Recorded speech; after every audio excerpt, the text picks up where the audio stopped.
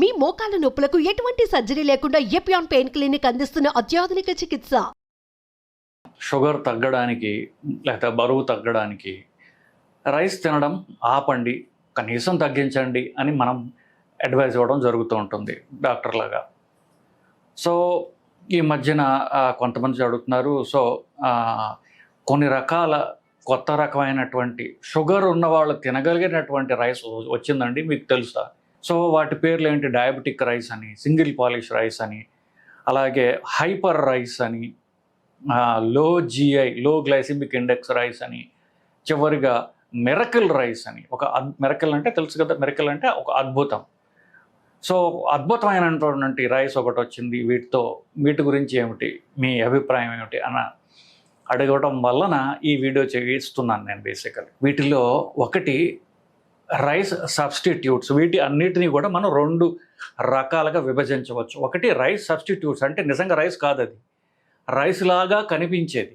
So అది 2 వాటిలో 2. ఒకటి ఈ మిరకిల్ రైస్ అనేది, రెండవది కాలీఫ్లవర్ రైస్ అనేది. ఇవి రైస్ కాదు, అసలు రైస్ లాగా కనిపిస్తుంటాయి కాబట్టి ఇవి మారేడుకాయలు, అంటే మసిబూసి మనకి మారేడుకాయలు పెడుతున్నారు. రెండవది నిజంగా రైసే, అవి మిగతా రకాలు. సో వాటి గురించి వెళ్ళే ముందు ఈ రైస్ సబ్స్టిట్యూట్స్ వీటి గురించి మాట్లాడితే, ఈ మిరకిల్ రైస్ అంటే అర్థం ఏమిటంటే, ఇది నిజానికి నేను చెప్పినట్టుగా అది రైస్ కాదు, అసలు బియ్యం కాదు, అసలు అది ఒక దుంప నుండి తీసినటువంటి పదార్థం. దాన్ని ఇప్పుడు సగ్గుబియ్యం అంటారు చూసారు, సగ్గుబియ్యం లాంటిది. కోంజాక్ అనేటటువంటి ఒక దుంప కందగడ్డలాగా ఉంటుంది నిజానికి. సో ఆ దుంప నుండి తీసినటువంటి సగ్గుబియ్యం అంటాం చూసారా, సగ్గుబియ్యం అంటాం, అట్లాంటిది ఈ కోంజాక్ రైస్ అనేటటువంటిది. ఇది జపాన్లో, చైనాలో, వీటిల్లో కూడా ఎక్కువగా నడుస్తూ ఉంటుంది. సో ఇది కోంజాక్ అనే సబ్స్టెన్స్లో ఏముంటుంది అని నిజానికి గూగుల్లో చదివినట్లయితే, నేను ఎప్పుడు తినలేదు సుమా, నేను గూగుల్లో చదివి చెప్తున్నా. సో దాంట్లో నేను చదవగా నాకు అర్థమైంది ఏంటంటే, ఇది కార్బోహైడ్రేట్స్ బాగా తక్కువ ఉన్నటువంటి పదార్థం, దానిలో అనుమానం లేదు. సో రైస్ బదులు ఇది తినడం వల్ల మంచిదే, న్యూట్రిషనల్గా మంచిది, ఖచ్చితంగా మంచిది. దీనిలో ఫైబర్ ఎక్కువగా ఉంటుంది. మూడో మంచి గుణం, దీనిలో గ్లూకోమెనాన్ అనేటటువంటి ఒక పదార్థం, అది నీళ్ళల్లో తడిసినప్పుడు ఏమవుతుందంటే అది వాల్యూమ్ పెరుగుతుంది మన సగ్గుబియ్యం లాగానే. సో అది పెద్దదవడం వల్ల పొట్ట నిండుగా ఉంటుంది. ఒకసారి మీరు వీటి తిన్నారంటే ఎక్కువసేపు ఇది ఆకలి లేకుండా ఉండే అవకాశం ఉన్నది, పొట్ట ఉబ్బరంగా ఉంటుంది. అది నిజానికి మంచిది, చెడు కాదు. సో ఇవి మంచిదే. కానీ నేను దీని గురించి చూడగా నాకు ఇంకొక కీటో డైట్ ఫర్ ఆల్ అనేటటువంటి ఒక ఛానల్లో ఒక న్యూట్రిషనిస్ట్ దుర్గాప్రసాద్ గారిని ఆయన మాట్లాడుతూ, ఇది మంచిది కాదు, కొన్ని కంట్రీస్లో దీన్ని బ్యాన్ చేశారు. ఫర్ ఎగ్జాంపుల్ యుఎస్ఎఫ్డిఏ అమెరికాలో దీన్ని బ్యాన్ చేసింది, అమెరికాలో దీన్ని బ్యాన్ చేశారు అని చెప్పడం జరిగింది.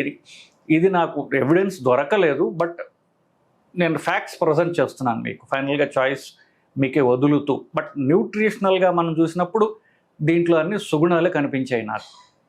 ఇకపోతే రెండోది అంటే ఇంకొకటి ఏమిటి, ఈ ఉబ్బరంగా ఉండడం అనేది ఒక రకంగా మంచిదే, కానీ దాన్ని నెగిటివ్గా తీసుకునే అవకాశం ఉంది. అంటే ఏమిటి, నాకు ఒకసారి తింటే అసలు పొట్ట అంత ఉబ్బరంగా ఉంది, తేర్పులు బాగా వస్తున్నాయి, ఇట్లా. అదే ఫ్యాక్ట్ 2 రకాలుగా చూడొచ్చు మనం. ఒక ఉబ్బరంగా ఉంటే ఒక్కొక్క రోజు ప్రాబబ్లీ 2 రోజుల దాకా కూడా మీరు తినాల్సిన అవసరం ఉండదు. సో ఒక రకంగా మీకు క్యాలరీస్ తగ్గుతాయి, బరువు తగ్గే అవకాశం ఉంది. ఇది మనం పాజిటివ్గా తీసుకోవచ్చు. సో అది ఒక సైడ్ ఆఫ్ ది స్టోరీ.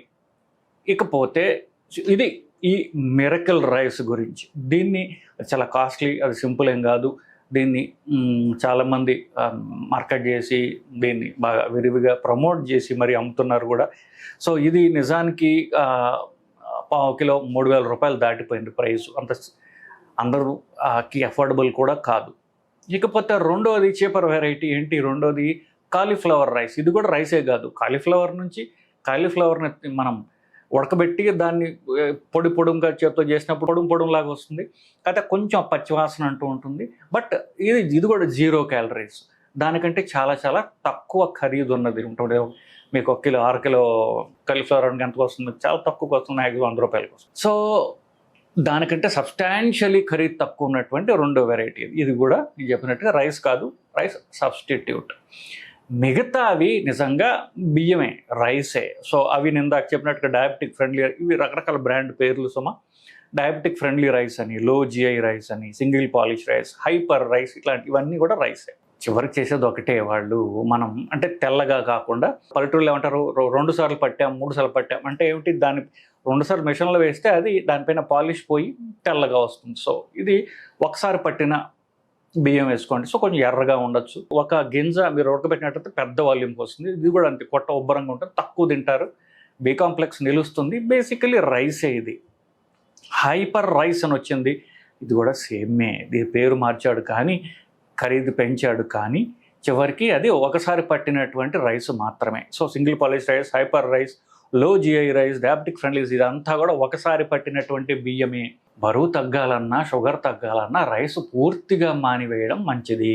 మీరు ఇట్లాంటి రకాల రైస్ తిన్నట్లయితే, నేను మిగతా మిరకల్ రైస్లు అండ్ కాలీఫ్లవర్ రైస్ గురించి మాట్లాడట్లేదు, అదైతే ఇంతకంటే క్యాలరీస్ తక్కువ.